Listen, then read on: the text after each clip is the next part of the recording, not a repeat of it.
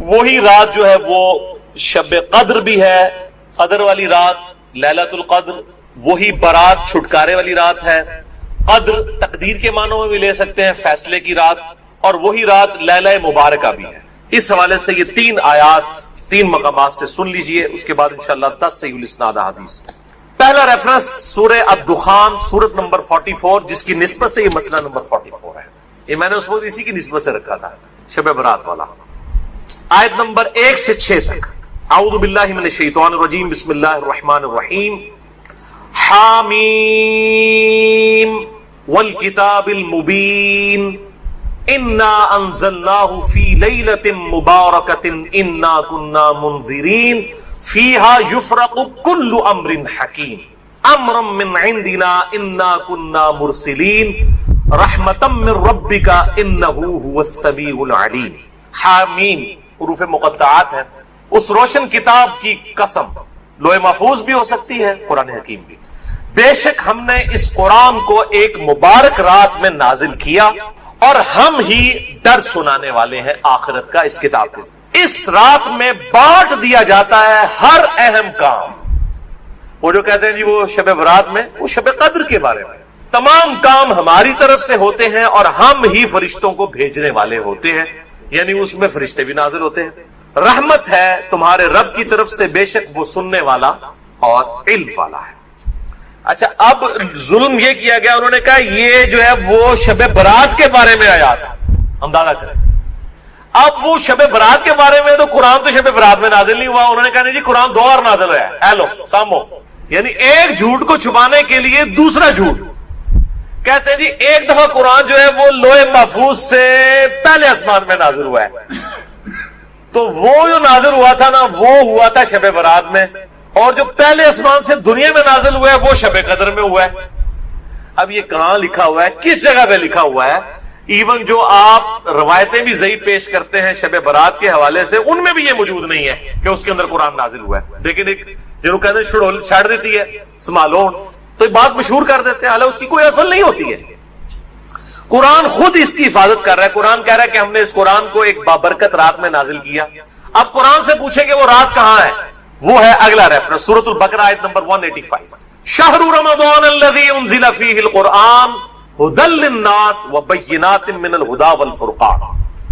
رمضان کا مہینہ وہ ہے جس میں ہم نے القرآن نازل کیا، جس میں ہدایت ہے اور اس میں ہدایت کے روشن دلائل ہیں اور یہ الفرقان حق اور باطل میں تمیز کرنے والی کتاب ہے۔ فائنل ٹیسٹمنٹ ہے، اس اولڈ ٹیسٹمنٹ اور نیو ٹیسٹمنٹ کے بعد یہ فائنل ٹیسٹمنٹ۔ تو اب اگر وہ رات رمضان کے مہینے میں ہے تو وہ پھر شب برات وہ والی نہیں ہوگی۔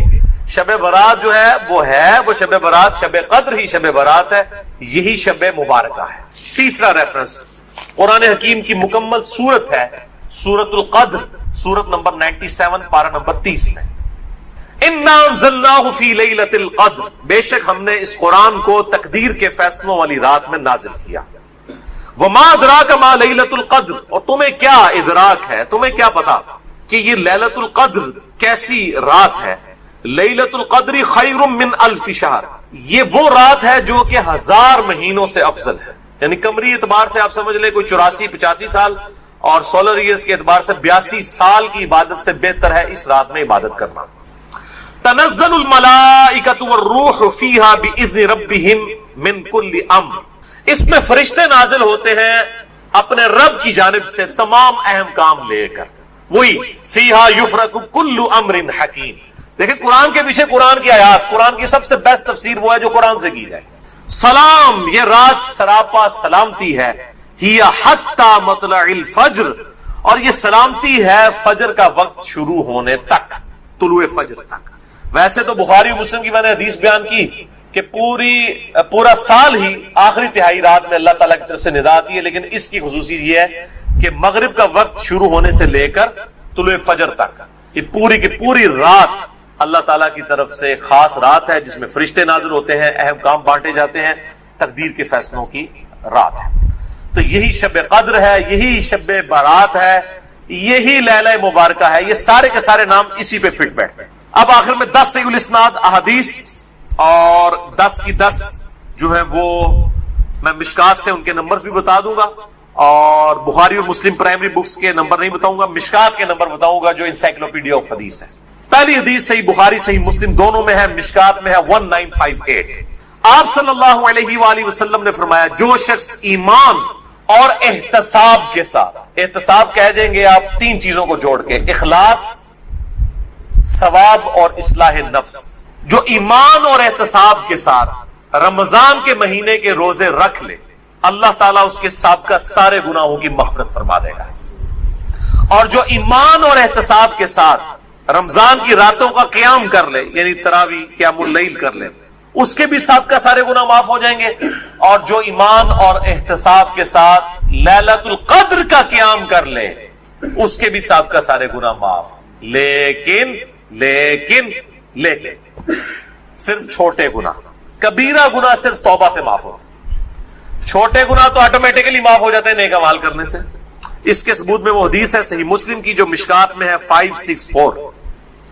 آپ صلی اللہ علیہ وآلہ وسلم نے فرمایا اگر کبیرہ گناہوں سے بچا جائے تو 5 نمازیں، ایک نماز سے دوسری نماز تک، ایک جمعے سے دوسرا جمعہ، اور ایک رمضان سے دوسرا رمضان، درمیان کے تمام گناہوں کا کفارہ بن جائیں گے اگر کبیرہ سے بچا جائے۔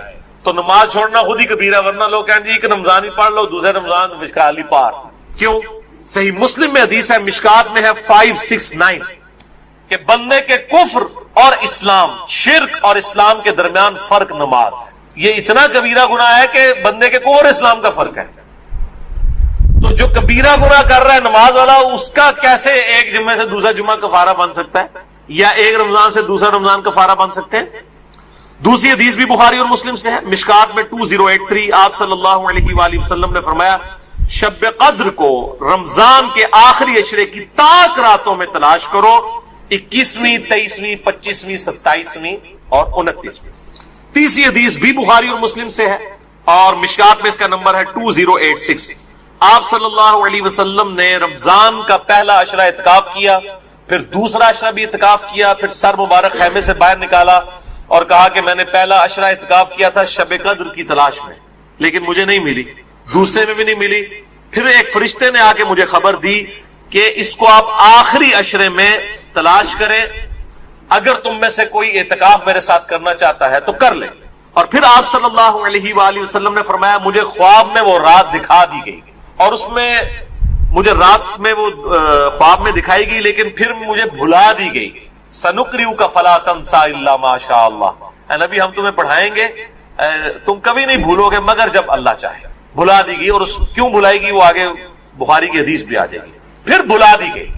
بہرحال مجھے ایک بات یاد ہے کہ اس رات صبح کے وقت جب میں فجر کی نماز پڑھ رہا ہوں گا تو میرے ماتھے پر کیچڑ کا نشان ہوگا، یہ آپ کو خواب میں دکھایا گیا۔ اور اسی حدیث میں الفاظ ہیں کہ 21ویں رات جب آئی، یعنی 20ویں اور 21ویں روزے کی درمیانی رات، اس میں جب آپ نے 21ویں روزے کی جب فجر پڑھی تو اس رات کافی بارش ہوئی، مسجد نبوی کی چھت ٹپکنے لگی، اور ظاہر ہے کہ قالین وغیرہ تو نہیں ہوتے تھے، مٹی پہ ہی نماز پڑھی جاتی تھی، یہی افضل ہے۔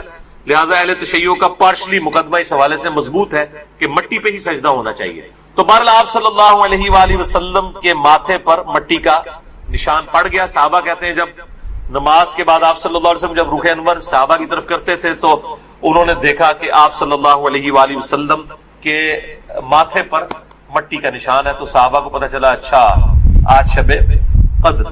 اچھا اب آپ دیکھیں کہ یہ نہیں ہے کہ کچھ شے نظر آ جاتی ہے، ورنہ صحابہ کو بھی نظر آئی، آپ صلی اللہ علیہ وسلم کو بھی کوئی چیز نظر نہیں آئی۔ اور یہاں اتنا مشہور کیا کہتے ہیں جی سمندر کا پانی میٹھا ہو جاتا ہے، اور کوڑ مارنے چھڑ دو ان ماڈرن دور جے کسی گورے نے سن لی نا گل، اور جناب بہ جائے گا رمضان دا پورا مہینے روزانہ دا ایک ٹیسٹ لے گا اور کہے گا دسو کس داڑے جناب شاید میٹھا ہوتا ہے سمندر دا پانی، جس سارے درخت سجدے میں گر پڑتے ہیں۔ بھائی ہم سی سی ٹی وی کیمرے لگا لیتے ہیں، پتہ لگ جائے گا کس وقت گرتے ہیں۔ یہ سب جھوٹ ہے، کسی روایت کے اندر موجود نہیں ہے، بس صرف آپ نے قیام کرنا ہے رات کا، کوئی ایک رات اس میں ہوگی۔ اسی لیے دیکھیں یہ فکس بھی نہیں کر کے بتائی گئی کہ فلاں ہے، کہا گیا 5 ہے، 21ویں، 23ویں، 27ویں، 25ویں، 27ویں اور 29ویں۔ چوتھی حدیث صحیح مسلم سے عبداللہ بن انیس کی، مشکات میں 2087، اس میں بھی یہی پورا واقعہ ہے، لیکن اس میں الفاظ یہ ہیں، آپ دوسرے صحابی کہتے ہیں کہ وہ 23ویں شب. ابو سعید خدری کہہ رہے ہیں وہ 21ویں تھی کیچڑ والی, اور عبداللہ ابن انیس کہہ رہے ہیں وہ 23ویں تھی. لیکن یہی دو اختلاف آ گئے. تو وہ 21ویں بھی ہو سکتی ہے, 23ویں بھی, 25ویں بھی, 27ویں بھی. اور اس کی حکمت کیا ہے بدلنے کی میں بعد میں بتاتا ہوں.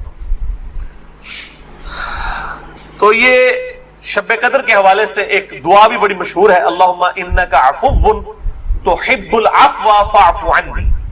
یہ روایت مشکات میں بھی موجود ہے 2091, اور جامع ترمذی اور سنن ابن ماجہ میں موجود ہے. لیکن یہ روایت منقطع ہے. وہ تابعی جو ہے عبداللہ بن بریدہ, اس کا سماع اما عائشہ سے ثابت نہیں ہے. شیخ البانی سے حسن درجے تک پہنچاتے ہیں. بہرحال دعا کے بارے میں میرا موقف یہ ہے, چاہے کوئی ضعیف روایت بھی ہو, اگر کوئی دعا کے طور پہ اسے کر لے تو میں اس کے اوپر کوئی فتوی والا معاملہ نہیں کرتا. امام دارقطنی نے بھی یہ بات لکھی ہے کہ یہ منقطع روایت ہے. اللہم انک عفو تحب العفو فاعف عنی. 5ویں حدیث صحیح مسلم سے ہے, مشکات میں ہے 2088. سیدنا ابی ابن کعب کو کسی نے بتایا کہ عبداللہ ابن مسعود کہتے ہیں رضی اللہ تعالیٰ عنہ کہ جو شخص روزانہ آخری پہر جاگے گا تہجد کے وقت تو وہ شب قدر پا لے گا. اب یہ دیکھیں کہ روزانہ جو جاگے گا ظاہر وہ پا ہی لے گا. عبداللہ ابن مسعود کی جب یہ بات پہنچی ابی ابن کعب تک تو انہوں نے کہا اللہ تعالیٰ ہمارے بھائی پہ جو ہے وہ رحم فرمائے.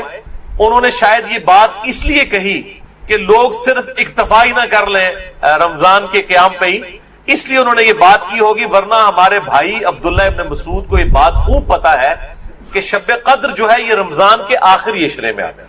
اور پھر انہوں نے کہا کہ میں اللہ کی قسم اٹھاتا ہوں کہ شب قدر جو ہے وہ 27ویں رات ہے. اور تابعی کہتے ہیں کہ انشاءاللہ کے بغیر قسم کھائی, کیونکہ اگر آپ انشاءاللہ کے ساتھ قسم کھائیں نا تو وہ قسم ڈاؤٹ فل ہوتی ہے کہ اگر اللہ نے چاہا تو. انشاءاللہ کے بغیر قسم کھائی جاتی ہے تو کنفرم ہوتا ہے کہ وہ بات ڈیفینیٹ کر رہا ہے, کرنے والا واقعی قسم کھا رہا ہے. تو پھر پوچھا گیا آپ کو کیسے پتا ہے کہ 27ویں ہے؟ انہوں نے کہا اس لیے کہ آپ صلی اللہ علیہ وآلہ وسلم نے ہمیں نشانی بتائی ہے کہ اس رات جب سورج صبح کے وقت طلوع ہوتا ہے تو بغیر شعاؤں کے ہوتا ہے, یعنی بالکل ٹکیاں نکلتی ہے. اور ویسے تو عموماً ویسے بھی ٹکیاں نکلتی ہے لیکن وہ شاید زیادہ دیر تک کے لیے ٹکیاں رہتی ہے. اب حالانکہ باقی روایتوں کے اندر 21ویں 23ویں بھی آیا اور یہ قسم اٹھا کہہ رہے 27ویں, تو اس سے مراد پھر تطبیق یہ ہوگی کہ جو انہوں نے پائی ہے وہ اس سال 27ویں کو آئی ہوگی, ورنہ تو یہ بدلتی رہتی ہے. 6ٹھی حدیث صحیح بخاری سے ہے, مشکات میں 2095 کہ آپ صلی اللہ علیہ وآلہ وسلم شب قدر کا دن بتانے کے لیے کہ آپ کون سی رات کو یہ آئے گی بار تشریف لائے تو 2 مسلمان آپس میں جھگڑ رہے تھے. یہ جھگڑنے کی نحوست دیکھیں. آپ صلی اللہ علیہ وسلم بھول گئے اور آپ نے فرمایا کہ مجھے اللہ نے بتائی تھی وہ رات لیکن پھر مجھے بھلا دی گئی, سنقرئک فلا تنسى الا ما شاء اللہ. اور پھر آپ نے فرمایا کہ اس وجہ سے بھلائی گئی کہ 2 مسلمان آپس میں جھگڑ رہے تھے, اور پھر کہا ہو سکتا ہے کہ اللہ کی اسی میں بہتری ہو. یہ بھی ساتھ کہتے ہیں, ورنہ انہوں 2 مسلمانوں نے لوگ قیامت تک کوستے رہتے ہیں. بھائی اللہ نے بتانا ہوتا تو بعد میں بتا سکتے, اللہ کے لیے تو کوئی مسئلہ نہیں تھا. اسی میں بہتری ہو, اور یہ واقعی بہتری ہے. اور پھر فرمایا اب تم اسے 21ویں 23ویں اور 25ویں میں تلاش کرو. اب یہاں 27ویں 29ویں کا ذکر کوئی نہیں ہے, وہ الگ سے حدیث میں. تو حکمت یہ ہے بیسیکلی اس کو ڈیفرنٹ کرنے میں تاکہ لوگ یہ پورا عشرہ جو ہے وہ اہتمام کریں. دوسرے لوگ کہتے ہیں جی جس رات میں قرآن نازل ہوا تھا وہ ہوگی تو کوئی ایک ہی رات نا, یا 21ویں ہوگی. یہ تو نہیں ہے کہ 14 اگست اس دفعہ جو ہے 14 اگست کو آئے تو اگلی دفعہ 14 اگست جو ہے وہ 21 اگست کو آ جائے, اس طرح تو نہیں ہوگا. 14 اگست تو 14 اگست کو ہی آئے گا. تو یہ کیا وجہ ہے کہ قرآن جس رات میں نازل ہونا شروع ہوا وہ تو یا 21ویں تھی یا 23ویں تھی یا 25ویں یا 27ویں یا 29ویں, تو اگلے سال بھی وہی ہونی چاہیے. تو یہ دنیاوی اعتبار سے تو یہ بات بالکل ٹھیک ہے. لیکن جب اللہ تعالیٰ نے اس کی سیلیبریشن اس طرح کر دی ہے کہ اس سال میں اس کی سیلیبریشن کروں گا 21ویں کو, اگلے سال 23ویں کو, اس سے اگلے سال 27ویں کو, اس سے اگلے سال پھر شاید 21ویں کو ہو جائے, پھر کبھی 29ویں کو, تاکہ یہ روٹیٹ کرتی رہے, مسلمانوں کا شوق برقرار رہے. اس میں نظر کچھ نہیں آنا ہوتا, بس قیام کرنا ہوتا ہے. اللہ تعالیٰ 82 سال کی عبادت کا ثواب لکھ دے گا. اور اس کا آسان طریقہ میں آپ کو اینڈ پہ 2 حدیثیں بتا دوں گا سست الوجود لوگوں کے لیے انشاءاللہ میرے جیسے. صافی حدیث بھی بخاری اور مسلم دونوں میں ہے, مشکات میں 2090. اما عائشہ کہتی ہیں کہ جب رمضان کا آخری عشرہ ہوتا تو آپ صلی اللہ علیہ وسلم عبادت کے لیے کمر بستہ ہو جاتے, خود بھی راتوں کو جاگتے اور اپنے گھر والوں کو بھی جگایا کرتے. اللہ تعالی ہمیں بھی اس سنت پر عمل کرنے کی توفیق عطا فرمائے, آمین. 8ویں حدیث صحیح مسلم سے ہے، مشکات میں 2089. اما عائشہ رضی اللہ تعالیٰ عنہ کہتی ہیں کہ آپ صلی اللہ علیہ وسلم جس قدر رمضان مبارک کے آخری عشرے میں عبادت اور سخاوت والا معاملہ کرتے تھے، پورا سال کبھی ایسا نہیں کرتے تھے، اس آخری عشرے میں خصوصاً. 9ویں حدیث تو ہے ہی بالخصوص پرٹیکولرلی اعتکاف کے حوالے سے، اور اعتکاف بھی بیسیکلی شب قدر کی تلاش کے لیے ہوتا ہے. کم از کم 10 دن مسجد میں ٹکا تو رہے گا نا، چلو ستے ہی لب گئی مسجد ہی تو مل جائے گی نا انہوں شب قدر، اور کوئی نہیں تو لوگ فجر اور عشاء کی نماز ہی جماعت سے پڑھا دیں گے. خراٹے لے رہے ہوں تو اعتکاف والوں کی تو ویسے ہی شام میں دائی ہوتی ہے بیچاروں کی، اعتکاف والوں کو تو رات کو بھی نہیں سونے دیتے، اور درس بھی مجبوراً بیچارے اعتکاف والوں کو ہی سننا پڑتا ہے. تو بخاری اور مسلم میں حدیث ہے مشکات میں 2097. اما عائشہ رضی اللہ تعالیٰ عنہ کہتی ہیں کہ آپ صلی اللہ علیہ وسلم رمضان کے آخری عشرے کا اعتکاف فرمایا کرتے تھے یہاں تک کہ آپ کی وفات ہو گئی. ہر سال اعتکاف کرتے تھے آپ صلی اللہ علیہ وآلہ وسلم. یہ سنت موقدہ کفایہ ہے، چند لوگ کر لیں تو باقیوں کی طرف سے ادا ہو جائے گی. اور پھر آپ صلی اللہ علیہ وسلم کی وفات کے بعد آپ کی بیویاں بھی مسجد نبوی میں اعتکاف کیا کرتی. لیکن اسی کانٹیکسٹ میں بخاری مسلم میں حدیث ہے، ایک دفعہ آپ صلی اللہ علیہ وآلہ وسلم نے جو ہے وہ مسجد نبوی میں اعتکاف کے لیے خیمہ لگایا. کسی ایک بیوی نے آ کے خیمہ لگایا، پھر دوسری نے بھی وہ سوکن والا سلسلہ کرتے کرتے کئی خیمے لگے. آپ نے ساروں کے کھڑوا کے اپنا بھی کھڑوا دیا. اس سال آپ نے اعتکاف ہی نہیں کیا. پھر آپ نے اگلے سال صحیح بخاری میں آتا ہے 20 دن کا اعتکاف کیا، اور وہ آپ کا آخری سال تھا. صاحب کہہ دیں گے آپ 3 چیزوں کو جوڑ کے، اخلاص، ثواب اور اصلاح نفس. جو ایمان اور احتساب کے ساتھ رمضان کے مہینے کے روزے رکھ لے، اللہ تعالیٰ اس کے سابقہ سارے گناہوں کی مغفرت فرما دے گا. اور جو ایمان اور احتساب کے ساتھ رمضان کی راتوں کا قیام کر لے، یعنی تراویح قیام اللیل کر لے، اس کے بھی سابقہ سارے گناہ معاف ہو جائیں گے. اور جو ایمان اور احتساب کے ساتھ لیلۃ القدر کا قیام کر لے، اس کے بھی سابقہ سارے گناہ معاف. لیکن صرف چھوٹے گناہ، کبیرہ گناہ صرف توبہ سے معاف ہو. چھوٹے گناہ تو آٹومیٹکلی معاف ہو جاتے ہیں نیک اعمال کرنے سے. اس کے ثبوت میں وہ حدیث ہے صحیح مسلم کی جو مشکات میں ہے 564. آپ صلی اللہ علیہ وآلہ وسلم نے فرمایا اگر کبیرہ گناہوں سے بچا جائے تو 5 نمازیں، ایک نماز سے دوسری نماز تک، ایک جمعے سے دوسرا جمعہ، اور ایک رمضان سے دوسرا رمضان، درمیان کے تمام گناہوں کا کفارہ بن جائیں گے اگر کبیرہ سے بچا جائے. تو نماز چھوڑنا خود ہی کبیرہ، ورنہ لوگ کہیں گے کہ رمضان ہی پڑھ لو، دوسرے رمضان مشکال ہی پار. کیوں؟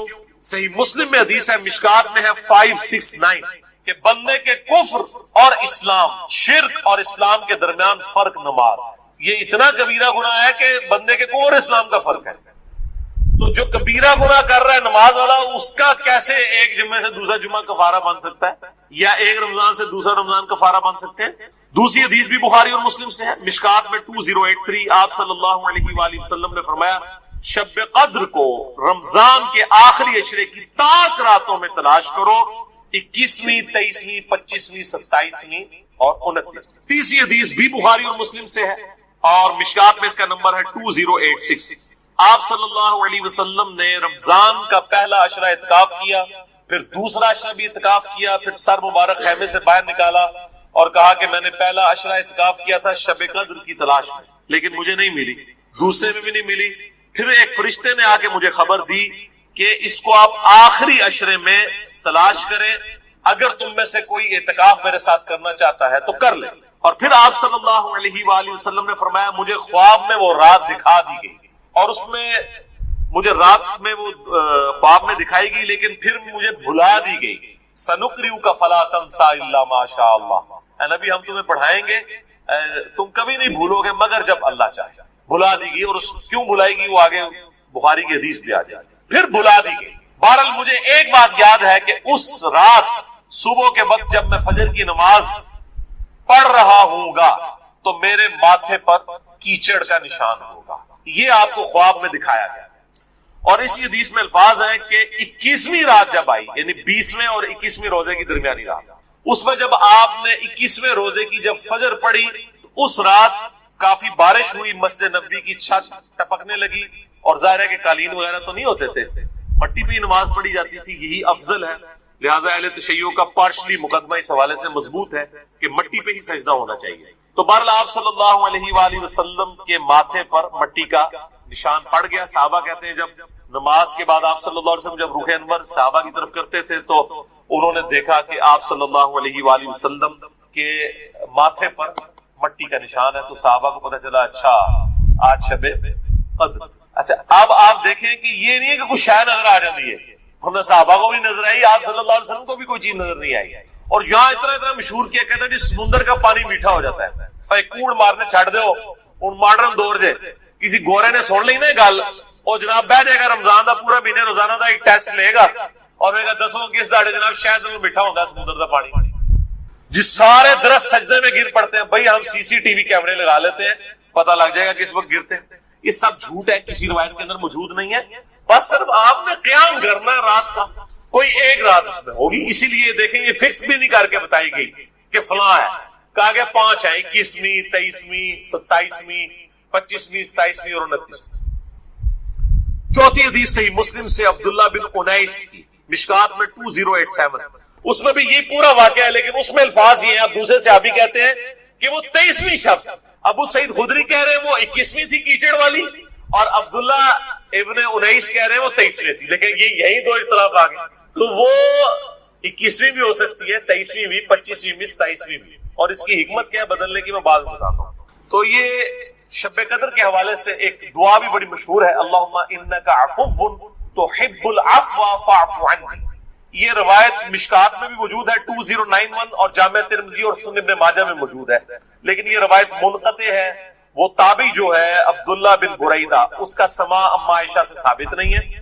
شیخ البانی سے حسن درجے تک پہنچاتے ہیں. بہرحال دعا کے بارے میں میرا موقف یہ ہے چاہے کوئی ضعیف روایت بھی ہو, اگر کوئی دعا کے طور پہ اسے کر لے تو میں اس کے اوپر کوئی فتوی والا معاملہ نہیں کرتا.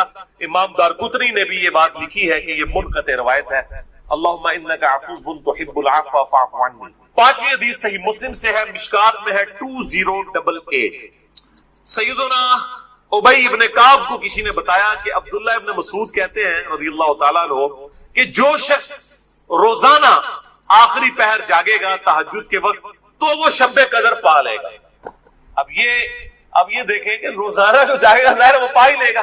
عبداللہ ابن مسعود کی جب یہ بات پہنچی ابی ابن کعب تک تو انہوں نے کہا اللہ تعالیٰ ہمارے بھائی پہ جو ہے وہ رحم فرمائے. انہوں نے شاید یہ بات اس لیے کہی کہ لوگ صرف اکتفا ہی نہ کر لیں رمضان کے قیام پہ ہی, اس لیے انہوں نے یہ بات کی ہوگی, ورنہ ہمارے بھائی عبداللہ ابن مسعود کو یہ بات خوب پتا ہے کہ شب قدر جو ہے یہ رمضان کے آخری عشرے میں آتا ہے. اور پھر انہوں نے کہا کہ میں اللہ کی قسم اٹھاتا ہوں کہ شب قدر جو ہے وہ 27ویں رات ہے. اور تابعی کہتے ہیں کہ انشاءاللہ کے بغیر قسم کھائی, کیونکہ اگر آپ انشاءاللہ کے ساتھ قسم کھائیں نا تو وہ قسم ڈاؤٹ فل ہوتی ہے کہ اگر اللہ نے چاہا. انشاءاللہ کے بغیر قسم کھائی جاتی ہے تو کنفرم ہوتا ہے کہ وہ بات ڈیفینیٹ کر رہا ہے, کرنے والا واقعی قسم کھا رہا ہے. تو پھر پوچھا کہ آپ کو کیسے پتا ہے کہ 27ویں ہے؟ انہوں نے کہا اس لیے کہ آپ صلی اللہ علیہ وآلہ وسلم نے ہمیں نشانی بتائی ہے کہ اس رات جب سورج صبح کے وقت طلوع ہوتا ہے تو بغیر شعاؤں کے ہوتا ہے, یعنی بالکل ٹکیاں نکلتی ہے. اور ویسے تو عموماً ویسے بھی ٹکیاں نکلتی ہے لیکن وہ شاید زیادہ دیر تک کے لیے ٹکیاں رہتی ہے.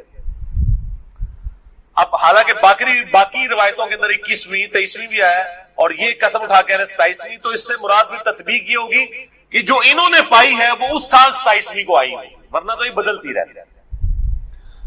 6ٹھی حدیث صحیح بخاری سے مشکات میں 2095 کہ آپ صلی اللہ علیہ وآلہ وسلم شب قدر کا دن بتانے کے لیے کہ آپ کون سی رات کو یہ آئے گی بات تشریف لائے تو 2 مسلمان آپس میں جھگڑ رہے تھے. یہ جھگڑنے کی نحوست دیکھتے آپ صلی اللہ علیہ وسلم بھول گئے اور آپ نے فرمایا کہ مجھے اللہ نے بتائی تھی وہ رات لیکن پھر مجھے بھلا دی گئی, سنقرئک فلا تنسى الا ما شاء اللہ. اور پھر آپ نے فرمایا کہ اس وجہ سے بھلائی گئی کہ 2 مسلمان آپس میں جھگڑ رہے تھے, اور پھر کہا ہو سکتا ہے کہ اللہ کی اسی میں بہتری ہو. یہ بھی ساتھ کہتے ہیں, ورنہ انہوں 2 مسلمانوں نے لوگ قیامت تک کوستے رہتے ہیں. بھائی اللہ نے بتانا ہوتا تو بعد میں بتا سکتے, اللہ کے لیے تو کوئی مسئلہ نہیں تھا. اسی میں بہتری ہو, اور یہ واقعی بہتری ہے. اور پھر فرمایا اب تم اسے 21ویں 23ویں اور 25ویں میں تلاش کرو. اب یہاں 27ویں 29ویں کا ذکر کوئی نہیں ہے, وہ الگ سے حدیث میں. تو حکمت یہ ہے بیسیکلی اس کو ڈیفرنٹ کرنے میں تاکہ لوگ یہ پورا عشرہ جو ہے وہ اہتمام کریں. دوسرا لوگ کہتے ہیں جی جس رات میں قرآن نازل ہوا تھا وہ ہوگی تو کوئی ایک ہی رات نا, یا 21ویں ہوگی. یہ تو نہیں ہے کہ 14 اگست اس دفعہ جو ہے 14 اگست کو آئے تو اگلی دفعہ 14 اگست جو ہے وہ 21 اگست کو آ جائے، اس طرح تو نہیں ہوگا، 14 اگست 14 اگست کو ہی آئے گا۔ تو یہ کیا وجہ ہے کہ قرآن جس رات میں نازل ہونا شروع ہوا وہ تو یا 21ویں تھی یا 23ویں تھی یا 25ویں یا 27ویں یا 29ویں، تو اگلے سال بھی وہی ہونی چاہیے۔ تو یہ دنیاوی اعتبار سے تو بات بالکل ٹھیک ہے، لیکن جب اللہ تعالیٰ نے اس کی سیلیبریشن اس طرح کر دی ہے کہ اس سال میں اس کی سیلیبریشن کروں گا 21ویں کو، اگلے سال 23ویں کو، اس سے اگلے سال 27ویں کو، اس سے اگلے سال پھر شاید 21ویں کو ہو جائے، پھر کبھی 29ویں کو، تاکہ یہ روٹیٹ کرتی رہے، مسلمانوں کا شوق برقرار رہے۔ اس میں نظر کچھ نہیں آنا ہوتا، بس قیام کرنا ہوتا ہے، اللہ تعالیٰ 82 سال کی عبادت کا ثواب لکھ دے گا۔ اور اس کا آسان طریقہ میں آپ کو اینڈ پہ 2 حدیثیں بتا دوں گا سست الوجود لوگوں کے لیے انشاءاللہ میرے جیسے۔ صافی حدیث بھی بخاری اور مسلم دونوں میں ہے، مشکات میں 2090۔ اما عائشہ کہتی ہیں کہ جب رمضان کا آخری عشرہ ہوتا تو آپ صلی اللہ علیہ وسلم عبادت کے لیے کمر بستہ ہو جاتے، خود بھی راتوں کو جاگتے اور اپنے گھر والوں کو بھی جگایا کرتے۔ اللہ تعالیٰ ہمیں بھی اس سنت پر عمل کرنے کی توفیق عطا فرمائے، آمین۔ 8ویں حدیث صحیح مسلم سے ہے، مشکات میں 2089۔ اما عائشہ رضی اللہ تعالیٰ عنہ کہتی ہے کہ آپ صلی اللہ علیہ وسلم جس قدر رمضان مبارک کے آخری عشرے میں عبادت اور سخاوت والا معاملہ کرتے تھے، پورا سال کبھی ایسا نہیں کرتے تھے، اس آخری عشرے میں خصوصاً۔ 9ویں حدیث تو ہے ہی بالخصوص پرٹیکولرلی اعتکاف کے حوالے سے، اور اعتکاف بھی بیسیکلی شب قدر کی تلاش کے لیے ہوتا ہے، کم از کم 10 دن مسجد میں ٹکا تو رہے گا نا، چلو ستے ہی لب گئی مسجد ہی تو مل جائے گی نا انہوں شب قدر، اور کوئی نہیں تو لوگ فجر اور عشاء کی نماز ہی جماعت سے پڑھا دیں گے۔ خراٹے لے رہے ہوں تو اعتکاف والوں کی تو ویسے ہی شامل آئی ہوتی ہے بیچاروں کی، اعتکاف والوں کو تو رات کو بھی نہیں سونے دیتے، اور درس بھی مجبور بیچارے اعتکاف والوں کو ہی سننا پڑتا ہے۔ تو بخاری اور مسلم میں حدیث ہے، مشکات میں 2097۔ اما عائشہ رضی اللہ تعالیٰ عنہ کہتی ہیں کہ آپ صلی اللہ علیہ وسلم رمضان کے آخری عشرے کا اعتکاف فرمایا کرتے تھے، یہاں تک کہ آپ کی وفات ہو گئی۔ ہر سال اعتکاف کرتے تھے آپ صلی اللہ علیہ وآلہ وسلم۔ یہ سنت موقدہ کفایہ ہے، چند لوگ کر لیں تو باقیوں کی طرف سے ادا ہو جائے گی۔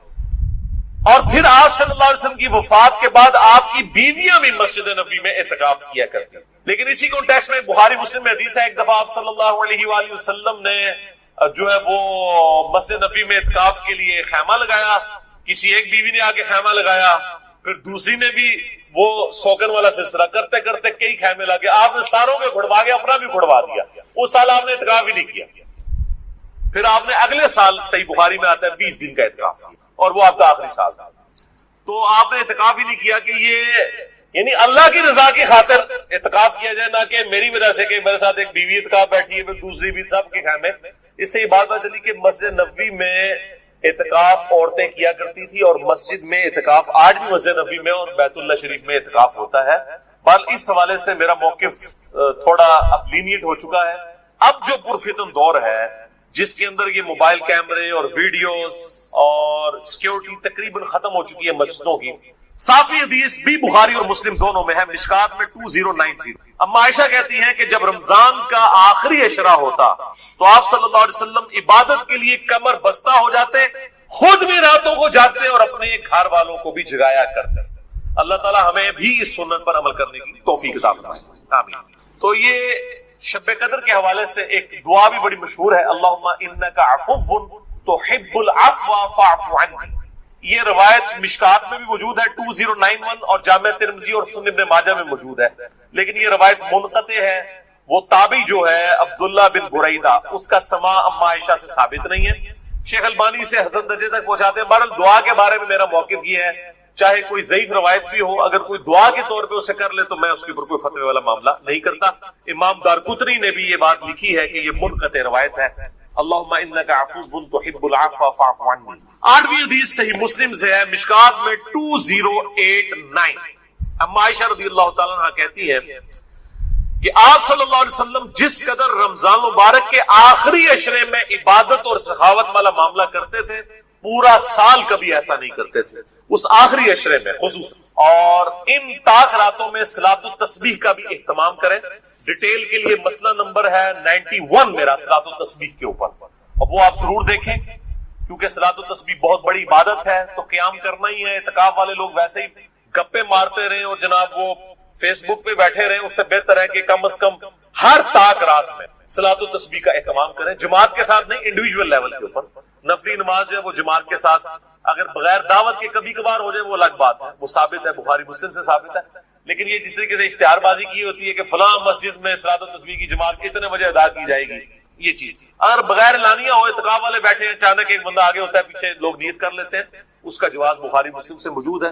میں نے اس کے اوپر جو ہے وہ اپنی جو کوسچن آنسر سیشن تھے، مسئلہ نمبر 110 ABCDEFGH، اس کے اندر میں نے یہ بیان بھی کیا ہے. الحمدللہ اللہ تعالیٰ سے دعا ہے جو حق بات میں نے کہی اللہ تعالیٰ ہمارے دلوں میں راسخ فرمائے. اگر جس بات میں میرے منہ سے کوئی غلط بات نکل گئی تو اللہ تعالیٰ ہمارے دلوں سے معاف کر دے. ہمیں کتاب و سنت کی تعلیمات پر عمل کر کے دوسرے بھائیوں تک پہنچانے کی توفیق عطا فرمائے. سبحانک اللہم و بحمدک اشہد ان لا الہ الا انت. امت کو کہانی کرا دی، کلمہ پڑھ لیا، اب جنت جو مرضی. اور یہ بھی چیزیں آؤٹ آف کانٹیکسٹ بخاری کے صلی اللہ علیہ وآلہ وسلم پوری امت جنت سوائے اس انکار کر. پوچھا گیا کہ من ابا، یا کس نے انکار؟ تو آپ نے فرمایا کہ میرا حکم مانا وہ جنت میں جائے گا اور میری نافرمانی. باقی وہ بات الگ ہے. بخاری صلی اللہ علیہ وآلہ وسلم بار بار دوزخ جائیں گی تعداد میں، اللہ کے ان سے آخر میں نکال کے رائی کے دانے کے برابر. کون سوچ سے اتنا عرصہ اس کو یہاں تو کہہ دے پھرا لگے گا آپ کو لینتھ کی. ہم لوگ 5 سے 10 سیکنڈ موم بتی کے فلیم کے اوپر نہیں ہاتھ رکھ سکتے. دنیا کی آگ، اور بخاری میں حدیث ہے کہ آخرت کی آگ جو ہے کی آگ سے 70 گنا تیز. تو یہ بات کر دینا بڑا. اچھا آپ اس کو دنیا میں اگر کسی کو پریکٹیکلی امیجن کروائیں نا تو وہ کانپ اٹھے. اگر کسی کو آ جائے نا کہ میں ایک جمعہ نماز چھوڑنے پر یا ایک فجر چھوڑنے پر فجر سے لے کر ظہر تک ایک 10x10 کے کمرے میں رکھا جائے گا، میں 100 کوبرا سانپ ہوں، 100 بس صرف فجر سے ظہر تک گزارنا ہے، وہ کانپ اٹھے. اس کو امیجن آخرت چونکہ دیکھی اللہ تعالیٰ تیرے محبوب. جمعے کا معاملہ تو بہت ہے. جمعے کی آپ اہمیت کا اندازہ اس بات سے لگا دیں، جمعے نماز کے اوپر ایک پوری سورت ہے، اس کا نام ہی سموع ہے، سورت نمبر 6 پارہ نمبر 28، اور اس میں باقاعدہ اللہ تعالیٰ کی فرضیت کا ذکر. یا ایھا الذین آمنوا اذا نودی للصلاۃ جمعہ، اے ایمان والو جب ندا دی، اذان دی جمعے کے لیے، اس کی نماز کی جمعے کے دن، فاسعوا الی ذکر اللہ، تو جلدی سے لپکو اللہ کے، وذروا البیع، اور تجارت چھوڑ، ذالکم تعلمون، تمہاری خیریت اگر تم جانتے. فاذا قضیت الصلاۃ، ہاں جب نماز پڑھ چکے، فانتشروا فی الارض وابتغوا من فضل، اس کے بعد تم اس میں پھیل سکتے ہو اور اللہ کے فضل کو تلاش کرو. آپ جمعے کے اس ٹائم پیریڈ کے لیے آپ نے کاروبار واذکروا اللہ کثیرا لعلکم، اور اللہ کو بہت کثرت سے یاد کرو فلاح. جمعے کی فرضیت قرآن میں، اس سے آپ اس کی اہمیت کا اندازہ لیں. باقی نمازوں کا ذکر جنرل ہے، ان کی فرضیت، یا صلاۃ الفجر، عشاء اور ظہر کا ذکر آیا ہے تو وہ پردے کے اعتبار سے. فرضیت کا جہاں تک ذکر، آپ صلی اللہ علیہ وآلہ وسلم نے فرمایا جب رمضان المبارک کا مہینہ آتا ہے تو آسمان کے دروازے کھول دیے جاتے ہیں. دوسرے طریق میں آیا ہے جنت کے دروازے کھول دیے جاتے ہیں. تیسرے طریق میں آیا ہے رحمت کے دروازے کھول دیے جاتے ہیں. یہ سارے الفاظ بخاری اور مسلم میں ہیں. اور پھر ساتھ یہ الفاظ ہیں کہ جہنم کے دروازے، آگ کے دروازے بند کر دیے جاتے ہیں اور شیاطین جکڑ دیے جاتے ہیں. اچھا یہ آیا کہ شیاطین جو ہے وہ قید کر، اکثر لوگ سوال کر رہے ہوتے ہیں جی اگر شیاطین قید کر دیے جاتے ہیں، پھر بھی چند لوگ ہیں جو نماز نہیں پڑھ رہے، چند نہیں اکثر لوگ نہیں پڑھ رہے ہوتے پھر بھی. تو میرے بھائی 11 مہینے تک جب شیطان نے پیڈل مارا ہے آپ کی سائیکل کو، اس کے بعد 1 مہینے نہ بھی مارے وہ، پھر بھی تھوڑی دور تک تو یہ معاملات چلیں گے نا. پھر سب سے بڑی چیز نفس ہے انسان کا، وہ ساتھ لگا ہوا. یہ سرکش شیاطین، بڑے بڑے شیاطین جو ہے وہ کر دیے جاتے ہیں. باقی جو انسان کے ساتھ شیاطین چھوٹے موٹے لگے وہ تو چلتے رہیں گے، اللہ تعالیٰ کی طرف سے خاص مدد آ جاتی ہے. باقی جڑے تھے پیڑے وہ کعبے بھی پیڑے. اگر کسی نے اپنی اصلاح خود نہیں کرنی ہے تو اس کی رمضان میں کوئی اصلاح نہیں ہونی ہے. اللہ تعالیٰ کی طرف سے ایک مدد مل جاتی ہے. اصل جو مسئلہ ہے وہ نفس کا ہے کہ انسان خود فیصلہ کرے کہ میں نے اللہ کے لیے کچھ کرنا ہے، تب فائدہ ہوگا. تیسری حدیث جامعہ ترمذی، سنن ابن ماجہ میں ہے اور صحیح سند کے ساتھ مسند احمد میں ہے، اور مشکات میں آپ کو 1960 کے فٹ نوٹ پہ اور 1961 میں مل جائے گی. آپ صلی اللہ علیہ وآلہ وسلم نے فرمایا رمضان میں آسمان کے دروازے کھول دیے جاتے ہیں، آگ کے دروازے بند کر دیے جاتے ہیں، تمام سرکش شیاطین جکڑ دیے جائے. اس میں الفاظ آگے سرکش، بخاری مسلم میں سرکش نہیں تھا، اس سے پتا چلا کہ خاص شیاطین جو بڑے ہیں وہ جکڑے جاتے ہیں. اور ہر رات ایک منادی ندا کرتا ہے اللہ کی طرف سے، اے خیر کے طالب ہمت کر اور آگے بڑھ نیکیاں کرنے کے لیے، اور اے شر کے طالب رک جا، اب تو باز آ جائے اس مبارک مہینے میں. اور اللہ کی طرف سے ہر رات میں لوگوں کو جہنم سے آزاد کیا جاتا ہے. وہ جو روایت ہے وہ جعلی ہے کہ جی وہ پہلا اشرہ جو ہے وہ رحمت کا ہے، دوسرا جو ہے وہ مغفرت کا ہے، تیسرا دوزخ سے رہائی کا ہے. یہ تو ہر رات رہائی ہو رہی ہے. میں اس حدیث کو بھی بتا دوں گا بعد میں شعب الایمان کے حوالے سے. چوتھی حدیث بھی بخاری اور مسلم دونوں میں ہے، مشکات میں 1958. آپ صلی اللہ علیہ وآلہ وسلم نے فرمایا جو شخص ایمان اور احتساب کے ساتھ، اکاؤنٹیبلٹی کے ساتھ، احتساب کو آپ اگر اردو میں ٹرانسلیٹ کریں گے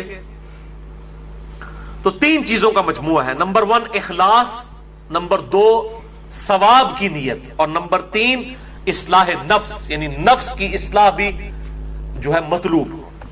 رمضان کے روزے رکھے اللہ تعالیٰ اس کے پچھلے سارے گناہوں کو معاف فرما دے گا.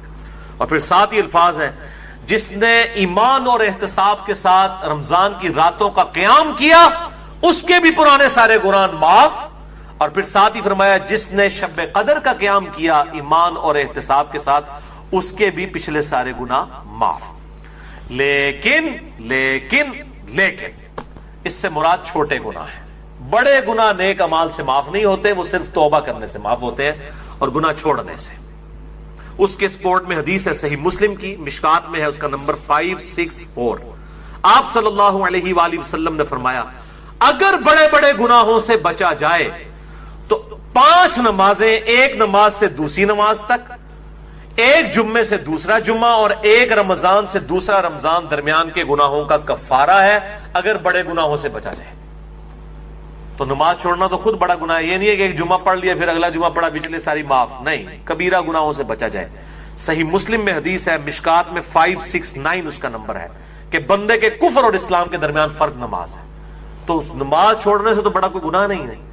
تو ایک نماز سے دوسرا نماز کے درمیان گناہوں کا کفارہ بھی تب بنے گا جب دوسری نماز پڑھی جائے گی.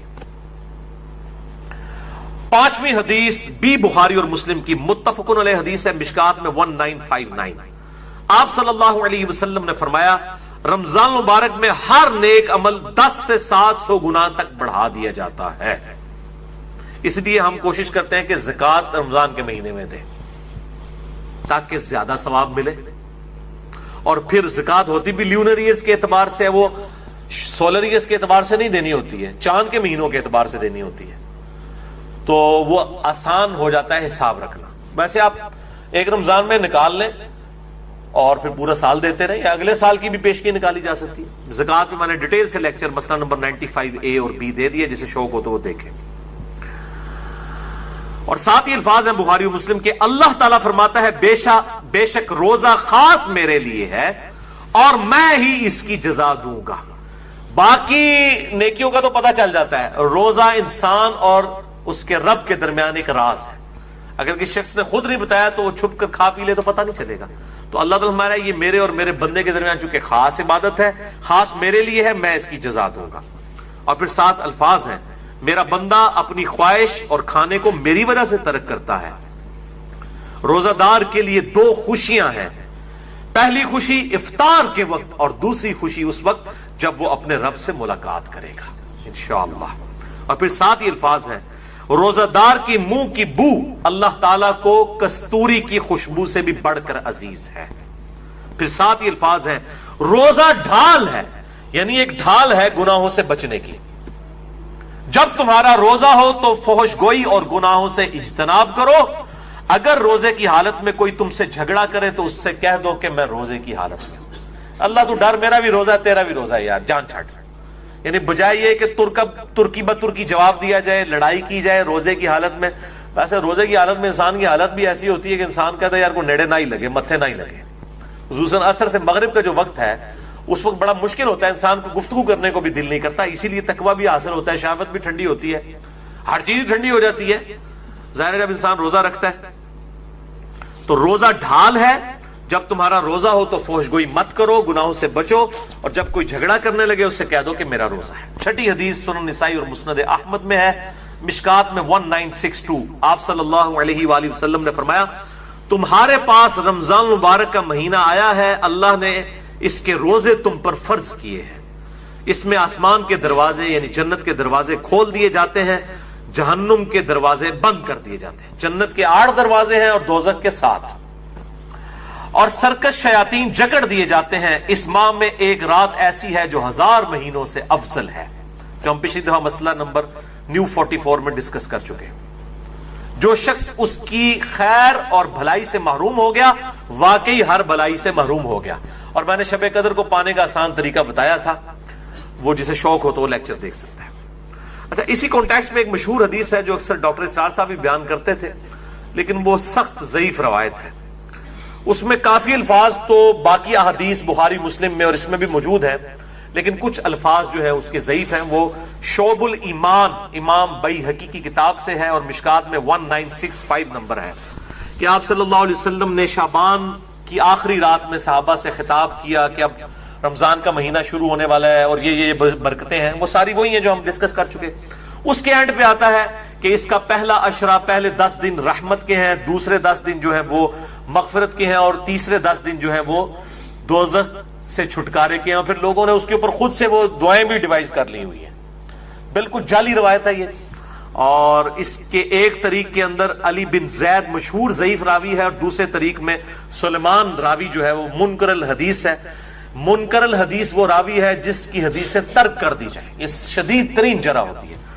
اسی طریقے سے یہ اکثر رمضان سے پہلے بھی وہ یہ میسج چل رہا ہوتا ہے کہ جس نے رمضان کے چاند دیکھنے کی خوشخبری, تو یہ وہ سب جعلی جھوٹی روایتیں ہیں. اور اس طرح کی روایتیں بالکل آگے بیان نہ کیا کریں, ان کی کوئی اصلیت نہیں ہے, اللہ سے ڈر جائیں.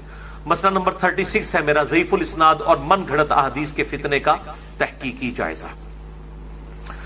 7ویں حدیث بھی بخاری اور مسلم دونوں میں. آپ دیکھ لیں اکثر حدیثیں بخاری اور مسلم سے ہیں. مشکات میں 1957 اس میں الفاظ ہیں کہ جنت کے 8 دروازے ہیں, ان میں سے ایک دروازے کا نام ہے الریان, جو خاص ان لوگوں کے لیے ہے جو روزہ دار ہیں. ان کو اس دروازے سے آواز دی جائے گی کہ جو دنیا میں روزہ رکھا کرتے تھے. الریان دروازے سے ندا کی جائے گی اور ان کو جنت میں اس دروازے سے داخل کیا جائے گا. اس کے علاوہ ذاکرین کے لیے ہے اور قتال کرنے والوں کے لیے مختلف نیکیوں کے لیے دروازے آئے ہیں. الم تر کیف فعل ربک باصحاب الفیل, کیا تم نے نہیں دیکھا کہ تمہارے رب نے ہاتھی والوں کے ساتھ کیا سلوک کیا. الم یجعل کیدہم فی تضلیل, کیا اللہ نے ان کے مکر و فریب کو ناکام نہیں کر دیا. کتنے کر و فر کے ساتھ وہ بادشاہ آیا تھا کہ میں کعبے کو ڈھانے جا رہا ہوں, پھر بدماشی اس نے کی. جو عبد المطلب تھے نبی الاسلام کے دادا, وہ خانہ کعبے کے اس وقت سردار تھے, یعنی مکے کے, ان کے اونٹ بھی ہانک کے لے گیا. تو یہ پھر گئے جا کے اونٹ واپس لیے, تو اس نے کہا اونٹ تو لینے آئے ہو تو کعبہ, میں تو کعبہ گرانے کے لیے. ان کا کعبہ جس کا ہے وہ اس کی حفاظت کرے گا. یعنی عبد المطلب کا جو یقین تھا نا کعبے کے بارے میں, وہ آج کی سعودی حکومت کا نہیں ہے. یہ میں آپ کو یہ بتانا چاہ رہا ہوں. تو اللہ تعالیٰ فرماتا ہے کہ دیکھو ہم نے ان ہاتھی والوں کے ساتھ کیا کیا, ان کے مکر و فریب کو ناکام کر دیا. وَأَرْسَلَ عَلَيْهِمْ طَيْرًا أَبَابِيلَ, اور ہم نے بھیج دیے ان پر پرندے, غولوں کے غول. تَرْمِيهِمْ بِحِجَارَةٍ مِّن سِجِّيلٍ, جو ان پہ رمی کرتے تھے, برساتے تھے ان پہ پتھر, کنکریاں, چھوٹے چھوٹے پتھر کی کنکریاں اوپر سے پھینک. بعد انہوں نے پھینکے ہی ہے, ظاہر ہے انہوں نے کوئی گنیں نہیں تھی اٹھائی نہیں. اتنی بلندی سے اگر چھوٹا سا پتھر بھی پھینک دیا جائے تو سر وہ آپ کو پتا ہے, آپ کو آج سائنس بتائے گی نا کہ ہر سیکنڈ میں 9.8 میٹر پر سیکنڈ کی رفتار اس میں ایڈ ہوگی ویلوسٹی, جو گریویٹیشنل ایکسلریشن ہے. تو سر آپ اتنی سی بھی چیز اگر آپ بلندی سے پھینک دیں اور ہر سیکنڈ میں اس کی رفتار 9.8 میٹر فی سیکنڈ ایڈ ہوتی, انڈر گریوٹی کہاں سے کہاں آ جائے. آپ کو میں بتاؤں, یہ جو میزائل ٹیکنالوجی ہے نا, میزائل میں 2 چیزیں ہوتی ہیں نا. ایک اگلا حصہ اس کا ہوتا ہے جو میزائل والا, جس میں وار ہیڈ ہوتا ہے, اور ایک پیچھے والا حصہ ہے جس کو راکٹ کہا جاتا ہے. راکٹ جو ہے وہ 40 سے 45 سیکنڈ کے بعد الگ ہو جاتا ہے میزائل سے. 45 سیکنڈ کتنے ہوتے ہیں, لیکن وہ اس کو اتنا ایکسلریشن دے دیتا ہے کہ اس کے بعد وہ 800 900 2000 کلومیٹر تک بھی چلا جاتا ہے. یہ جب میزائل فائر ہو رہے ہوتے ہیں, آپ ذرا دیکھیں تو آپ کے سامنے موٹر لگ ہوتی نظر آئے گی. اور اس کے بعد وہ جا کے کتنا دور گرتا ہے، اتنا اس کو تھرسٹ مل جاتی ہے، کیونکہ وہ پھر ریئر ایٹماسفیئر میں اوپر چلے جاتے ہیں. اوپر جا کے ریئر ایٹماسفیئر میں ایئر کی فرکشن بہت کم ہوتی ہے، کیونکہ یہ ساری ڈینسٹی تو 50 کلومیٹر کے اندر ہی ہے نا. اوپر اگر آپ چلے جائیں تو آلموسٹ خلا ہی ہے 50 کلومیٹر کے بعد، تو وہاں پہ ریزسٹنس تو کوئی نہیں ہے. پھر وہ جاتا ہے، پھر جب اس کے بعد وہ یعنی اپنا پروجیکٹائل بناتے ہوئے جب یوں واپس، کوئی بھی چیز آپ پھینکیں گے ایک خاص ہائٹ پہ جا کے اس نے واپس آنا ہے. وہ جب واپس آتا ہے نا تو وہ زمین کی قوت کشش ثقل کی وجہ سے آتا ہے،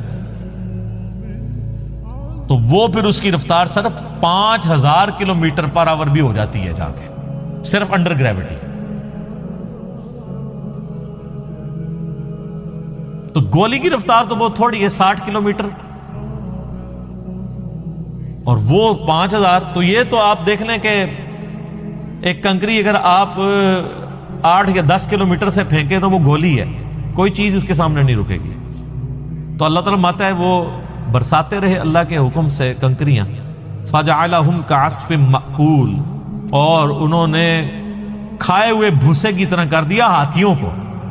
یعنی ہاتھی اگر مرا پڑا ہو اور اس پہ آ کے چیلیں یا گدھ یا کوے آ کے اس کا گوشت کھائیں تو اینڈ پہ آپ کو کیا نظر آئے گا؟ اس کے ڈھانچے بھوسے کی فارم میں